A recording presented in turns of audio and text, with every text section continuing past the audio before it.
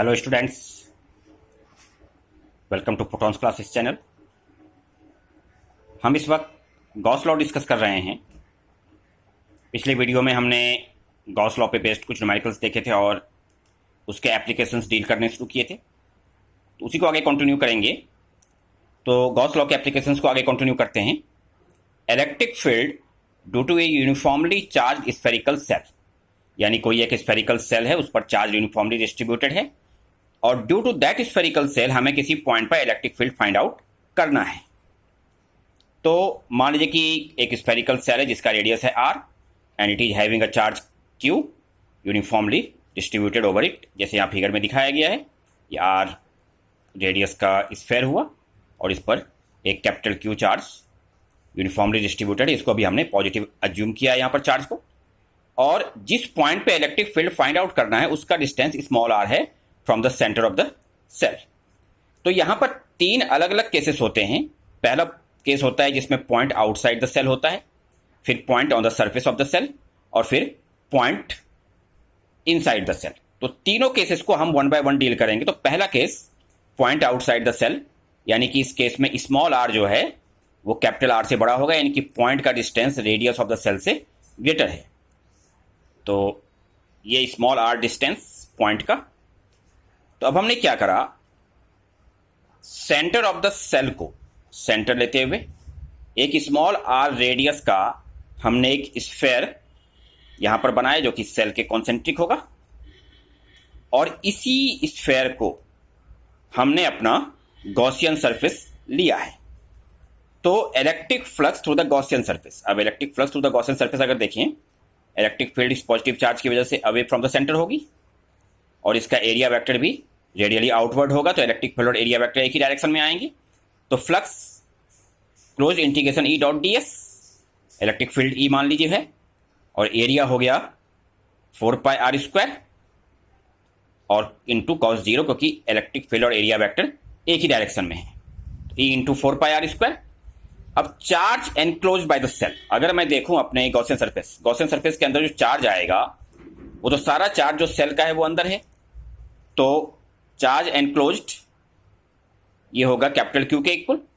अब फ्लक्स भी दिया हुआ है, चार्ज इनसाइड भी दिया हुआ है। तो अब हम यहां पर गॉस लॉ अप्लाई करेंगे। तो from Gauss law flux through the closed surface equals charge inside upon epsilon not. तो E into 4πr² equals capital Q upon epsilon naught, और यहां से E आ गया Q अपॉन 4πε0 r²। ये हो गया इलेक्ट्रिक फील्ड की वैल्यू आउटसाइड द सेल। अब सेकंड केस कि पॉइंट अगर सेल के सरफेस पे ही हुआ, यानी point on the surface of the shell, तो स्मॉल r की value radius of the shell capital R के इक्वल, और उसको हम यहां ऊपर इक्वेशन में डाल दें तो E on the surface of the shell आएगा capital Q upon 4πε0 capital R²। अब तीसरा केस है कि पॉइंट इनसाइड द सेल। तो पॉइंट अगर इनसाइड द सेल होगा तो स्मॉल r की वैल्यू, यानी कि पॉइंट का जो डिस्टेंस है सेंटर ऑफ द सेल से, small r is less than capital R हो गया। तो फ्लक्स तो खैर गॉसियन सरफेस से वही होगा, E इंटू 4πr² अगर ये इलेक्ट्रिक फील्ड है। लेकिन यहां पर अगर हम देखें तो सेल के सरफेस पर चार्ज है, तो charge enclose by the Gaussian surface इस केस में 0 हो गया, क्योंकि अंदर कोई चार्ज है ही नहीं। तो from Gauss law flux equals charge inside upon epsilon naught, और यहां से वैल्यू वगैरह डालेंगे तो इनसाइड द सेल E की वैल्यू 0 होगी, यानी इनसाइड द सेल 0 है, और उसके बाद सरफेस पे capital Q upon 4πε0 capital R², और उसके बाद outside the cell 1 upon R² के हिसाब से डिक्रीज कर रहा है।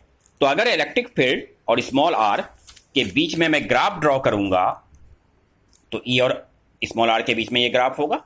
अंदर जब तक कि स्मॉल r की वैल्यू कैपिटल R से कम है कोई इलेक्ट्रिक फील्ड नहीं, और यहां पर सरफेस के इलेक्ट्रिक फील्ड, और फिर 1 अपॉन R² के हिसाब से एक डिक्रीज करता जाएगा इलेक्ट्रिक फील्ड। तो ये हमने ये ग्राफ ड्रॉ करके आपको दिखाया है। अगला application, electric field due to a uniformly charge non conducting solid sphere. एक सॉलिड स्फीयर है जिसका रेडियस है capital R and capital Q है चार्ज ऑन द स्फीयर, और ये यूनिफॉर्मली डिस्ट्रीब्यूटेड है। स्मॉल r है distance of the point from the centre of the sphere, जैसा कि हमने पिछले केस में भी देखा था। तो यहां भी तीन केस बनेंगे वन बाय वन। तो पहला case point outside the sphere, यानी small r is greater than capital R, यानी distance of the point is greater than radius of the sphere. तो ये कैपिटल आर और ये चार्ज यूनिफॉर्मली डिस्ट्रीब्यूटेड इसके अंदर। इसके सेंटर से स्मॉल आर हमारे पॉइंट का डिस्टेंस हुआ, और यहाँ पर इलेक्ट्रिक फील्ड ई रेडियली आउटवर्ड अगर पॉजिटिव चार्ज है, और एरिया वेक्टर भी इसका रेडियली आउटवर्ड आएगा। तो जैसे पिछले केस में करा था वैसे ही हमने एक गॉसियन सरफेस यहाँ पर कंस्ट्रक्ट किया, तो electric flux to the Gaussian surface उसी तरह से निकाला जाएगा phi close integration E dot d s, और ये वैल्यू पूरी डालने के बाद ई इंटू 4πr² आ गया। अब ये हमारा गॉसियन सरफेस है, तो सॉलिड स्फीयर के अंदर जितना भी चार्ज है वो सारा गॉसियन सरफेस के अंदर इंक्लोज हो रहा है। उसी तरह से केस बनेगा charge inside equals capital Q, and from Gauss law flux equals charge inside upon epsilon naught, और यहाँ से हमने सारी वैल्यू डाली तो electric field Q upon 4πε0r² आ गया। So outside the sphere E proportional to 1/r आया। अब second case, point on the surface of the sphere. तो यहां पर small R capital R equal होंगे, तो वैल्यू डालने के बाद electric field on the surface of the sphere आ गया क्यू अपॉन 4πε0 कैपिटल r²। अब तीसरा केस है पॉइंट इनसाइड द स्फीयर, यानी small r is less than capital R. अब फ्लक्स तो उसी तरह से निकाला जाएगा गॉसियन सरफेस लेकर के, ये इंटू 4πr²। अब यहां पर चार्ज सॉलिड स्फीयर के अंदर यूनिफॉर्मली डिस्ट्रीब्यूटेड है, तो हमें इस केस में वॉल्यूम चार्ज डेंसिटी पता करनी होगी, और वो हमने पता किया Q अपॉन 4π/3 कैपिटल R³ यानी चार्ज अपॉन हमारे स्फीयर का वॉल्यूम। इसको सॉल्व किया तो 3Q अपॉन 4πr³ आया। अब हमारा जो गॉसियन सरफेस जो कि स्मॉल आर रेडियस का है, इसका वॉल्यूम हम पहले कैलकुलेट करेंगे। तो ये वॉल्यूम जैसा कि फॉर्मूला होता है 4/3πr³, ये हो गया वॉल्यूम ऑफ गॉसियन सरफेस। तो चार्ज इनसाइड गॉसियन सरफेस होगा volume of Gaussian surface into volume charge density. तो 4π/3r³ into 3Q upon 4πr³, और इसको सॉल्व किया तो capital Q r³ upon capital R³ आया। ये आया चार्ज इनसाइड गॉसियन सरफेस। अब हमने गॉस लॉ अप्लाई किया, charge inside flux equals charge inside upon epsilon not, value डाली फ्लक्स की इंटू 4πr², और यहाँ पर capital Q r³ upon capital R³, और ये एप्सिलॉन नॉट। r² से R³ में से 2r कैंसिल हुए, तो E इक्वल्स आया capital Q upon 4πε0 capital R³ into R। तो अगर आप इनसाइड द स्फीयर देखें तो E प्रोपोर्शनल टू R आ रहा है।